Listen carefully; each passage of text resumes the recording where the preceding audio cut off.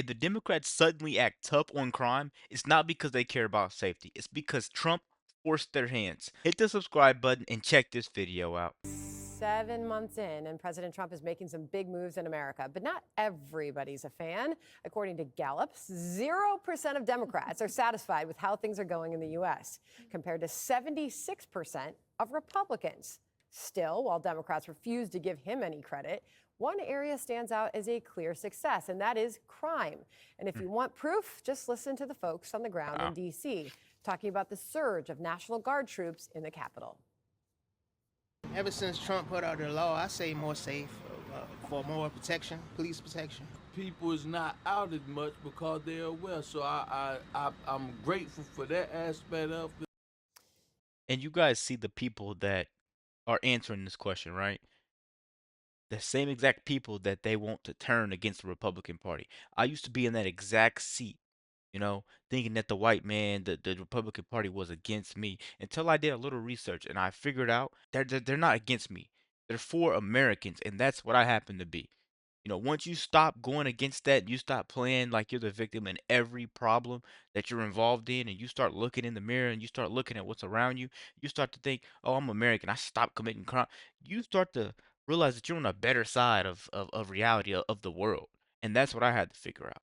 That's the I'm sorry, I'm not trying to go down a rabbit hole with this video, guys. I'm not gonna pause this for this much. Make sure you like the video, man. We're gonna watch this one and we're gonna break it down.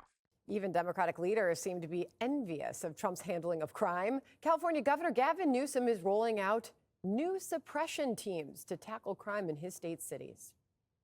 Crime's an issue, and we want to tackle it, and we continue to do more in that space. And we announced and highlighted some of the expansion. What is not contradictory, respectfully, is that we're doing it in partnership with our local communities. We did it in partnership with the Biden administration prior.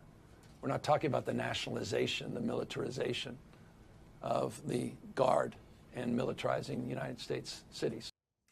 A tough on crime stance is just the latest way Newsom has adopted Trump's style. But Vice President J.D. Vance thinks voters can sniff out a phony.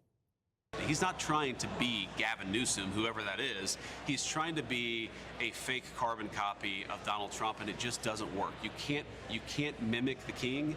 You can't mimic the master. You ought to just go and be yourself. And I think that the American people would like that a lot more than a cheap imitation of the President of the United States. Exactly right. Trump isn't a politician playing dress up. He's the blueprint, right? And these people are just trying to be a cheap copy of President Trump. That's what I'm realizing. They're trying to be a cheap copy. Can you fathom, Greg, politically, why the heck would Democrats think that it's popular to say, let's not crack down on the crime that's They're figuring it killing out. everybody? Trump is making the Democrats sane again. They realize if they don't do this, it's going to lose. I got to talk about this. This is an amazing thing. I've never heard of a survey where it's 0% of anything. If you ask in a survey, would you like a spike in your eyeball? 10% will say yes. I mean, that's how it works. So what is this saying? This is like to me, like, this is a huge moment to like understand what's going on in the country. That finding is not logical. It's not reasonable. It's not sane. Yet there are millions of people who disagree with you in this country. You work with them. They're in your family. And in any other situation, you consider them reasonable. And they support Trump and they're generally happy, or they don't support Trump and maybe they're not happy. But if you believe that no reasonable people can support Trump, then how does that explain the millions of reasonable people who do? There has to be something wrong with your filter.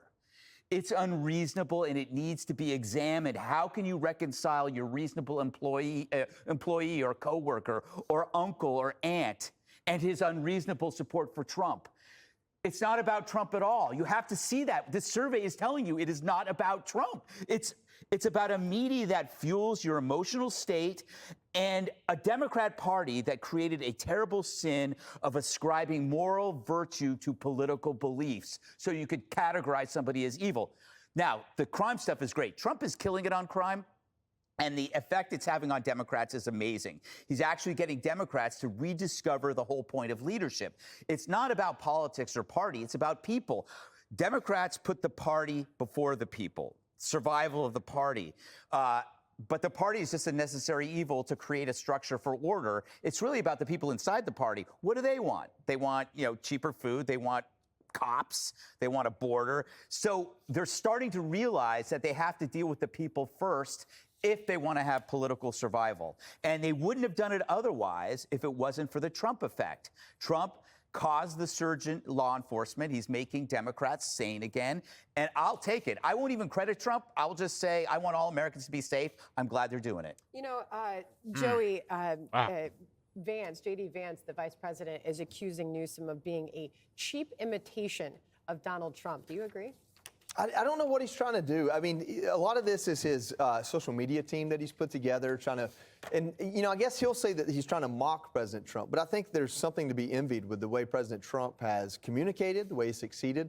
I mean, he's never been more Teflon Don than he is right now today. I mean, he beat court cases, court rulings. It seems every day something is ruling in his favor, either personally or as president.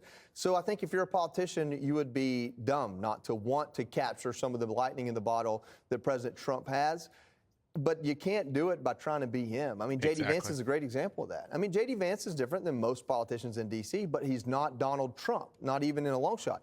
The best example I can give is my governor, Brian Kemp, when he first started running in the primary back in, I guess it would have been 2016, he had a couple commercials where he's in a room full of guns and he's got a guy there that's going to date his daughter. And then he had another commercial where he slammed the door on his pickup and he goes, I drive a pickup truck and I'll even use it to round up illegals. And it's like it was so fake that it wasn't his personality. It didn't do well. And then finally, he just decided to be himself and he became the governor and he stayed governor. I hope every politician learns this. You can't try to be something you're not. And I think that now more than ever with President Trump, that's true. Everybody can. So I want to ask you guys a question before we see the massive turn point in this video. Do you think Trump's been himself? Because me personally, I've seen a lot of him in the media. I've always seen him. He's very blunt. He's straight to the point. And do you like this person that Trump is? I do. Can sniff out a phony. Jessica, CBS News looked at the D.C. crime data amid these National Guard deployments. I mean, you can't argue with the numbers. It is working. Crime is down. Absolutely. I mean, and there were 2-week periods, though I'm sure Greg will jump in and say, but they were fake numbers. But there were 2-week periods in February and March, I think it was, where there were also no homicides. So those were fake numbers. But now it's real. Everything under Trump. I did it. Thank you. I appreciate it. I like it when we tag team. Anyway, when it's Trump's people, he believes the numbers. When it's not, he says that they're fake. But sure. And those interviews were, Isn't that kind of what Jessica Tarlov just did? When the numbers go down, she just said those numbers aren't real. And CNN will go and probably say those numbers aren't real. MSNBC will probably go say those numbers aren't real, right? But when the numbers shoot up, Trump, what are you doing? What are you doing? When the numbers are super high with Biden, no one's saying a word. But you got Jessica Tarlov right here, the clown she is, trying to defend this and trying to make it make sense. Wow.